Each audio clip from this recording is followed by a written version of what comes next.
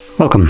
In front of me is a Motorola Moto E13, and today I will show you how you can format your SD card.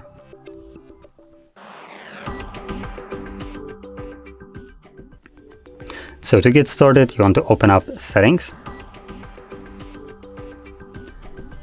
From here, navigate to Storage.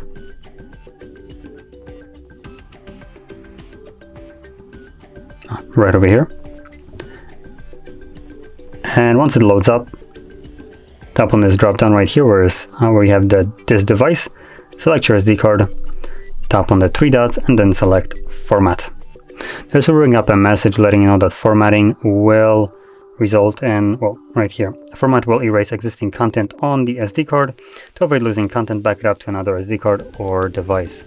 So basically, if you keep anything on your card, like music, photos, videos, documents, anything like that, and you want to actually keep it, then make a backup copy of it somewhere else.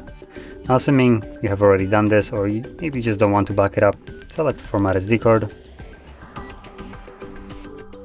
This will begin formatting it, and this only takes a couple of seconds. Should be done any moment now. There we go. So click on done, and that's it. Now, if you found this video helpful, don't forget to hit like, subscribe, and thanks for watching.